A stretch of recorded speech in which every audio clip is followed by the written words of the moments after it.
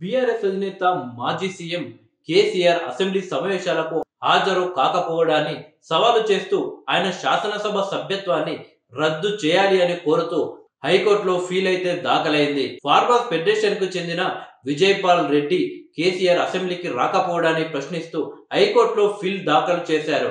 కేసీఆర్ అసెంబ్లీకి రాకుంటే స్పీకర్ చర్యలు తీసుకునేలా ఆదేశాలు ఇవ్వాలి అని పిటిషనర్ కోర్టును ఆయన అభ్యర్థించారు. అసెంబ్లీకి రానప్పుడు శాసనసభ్యుడిగా ఆయనను అనర్హుడిగా ప్రకటించాలి అని పిటిషనర్ కోర్టును కోరారు. 2023 డిసెంబర్ 16న ప్రతిపక్ష నేతగా కేసీఆర్ గారు బాధ్యతలు చేపట్టారని, ఆయన ఇప్పటి వరకు అసెంబ్లీకి రాకున్నా స్పీకర్ కానీ ఆయన కార్యాలయం కానీ ఎలాంటి ప్రొసీడింగ్స్ చేపట్టలేదని పిటిషన్లో ఆయన పేర్కొన్నారు. ప్రజల గొంతుకను అసెంబ్లీలో వినిపించేందుకు ఎమ్మెల్యేల జీతాలు కూడా పెంచారని, ప్రతిపక్ష నేతగా కేసీఆర్ బాధ్యతలను నిర్వహించలేకపోతే ఆయనను ఆ బాధ్యతల నుంచి తొలగించాలి అని కోర్టును కోరారు. కేసీఆర్ అసెంబ్లీకి రాకపోవడంపై బీఆర్ఎస్ వర్కింగ్ ప్రెసిడెంట్ కేటీఆర్ స్పందించాలి అని కూడా విజయపాల్ రెడ్డి డిమాండ్ చేశారు.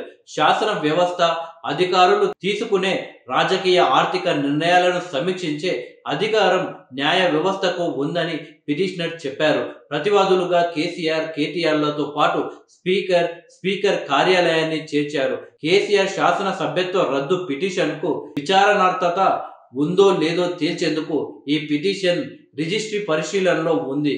తెలంగాణ హైకోర్టు ఈ పిటిషన్ను విచారణకు స్వీకరించిన పక్షంలో ఇదే తరహాలో ఏపీలో శాసనసభకు దూరంగా ఉంటున్న వైసీపీ అధినేత మాజీ సీఎం వైఎస్ జగన్మోహన్ రెడ్డిపై కూడా పిటిషనర్లు దాఖలు చేసే అవకాశం లేకపోలేదంటున్నారు రాజకీయ విశ్లేషకులు. తెలంగాణ రాష్ట్ర సాధన ఉద్యమ నేతగా, తెలంగాణ తొలి సీఎంగా కేసీఆర్ వరుసగా 2 పర్యాయాల్లో రాష్ట్ర ముఖ్యమంత్రిగా పనిచేశారు. 2023 అసెంబ్లీ ఎన్నికల్లో బీఆర్ఎస్ అధికారం కోల్పోయినప్పటికీ ఆయన గజ్వేల్ నుంచి శాసనసభ్యుడిగా వరుసగా 3వసారి విజయం సాధించారు. బీఆర్ఎస్ శాసనసభ పక్ష నేతగా, ప్రతిపక్ష నేతగా కూడా ఉన్నారు. అయితే ఎన్నికైన నాటి నుంచి కేవలం 2 పర్యాయాలు మాత్రం కేసీఆర్ సభకు వచ్చారని, ఫామ్ హౌస్ కే పరిమితం అవుతూ శాసనసభ్యుడిగా ఆయన తన బాధ్యతలు నిర్వహించడం లేదన్న విమర్శలైతే వ్యక్తమవుతున్నాయి. కేసీఆర్ గారు తన రాజకీయ జీవితంలో 13 సార్లు ఎమ్మెల్యేగా గెలిచారు. 2004లో 14వ లోక్సభ ఎన్నిక, 2006లో ఉప ఎన్నికతో కలిసి 2 సార్లు ఎంపీగా, 2009లో 15వ లోక్సభలో ఎంపీగా కూడా ఎన్నికయ్యారు. 2014లో 16వ లోక్సభలో ఎంపీగా ఎన్నికైనప్పటికీ గజ్వేల్ ఎమ్మెల్యేగా గెలవడంతో ఎంపీ పదవికి రాజీనామా చేశారు. 2004-6 మధ్య ఒక పర్యాయం కేంద్ర కార్మిక, ఉపాధి, రేవులు, నౌకాయానం, జల రవాణా శాఖ మంత్రిగా కూడా ఆయన పనిచేశారు.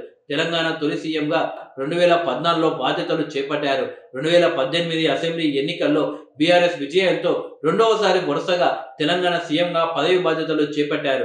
2014 జూన్ 2 నుండి 2023 డిసెంబర్ 6 వరకు 9 సంవత్సరాల్లో 187 రోజుల పాటు తెలంగాణ రాష్ట్రానికి ముఖ్యమంత్రిగా పనిచేసిన కల్వకుంట్ల చంద్రశేఖరరావు స్వాతంత్రానికి పూర్వం నుండి 2023 వరకు అత్యధిక కాలం వరుసగా ముఖ్యమంత్రిగా పనిచేసిన తెలుగు నాయకుడిగా కూడా రికార్డు సృష్టించారు.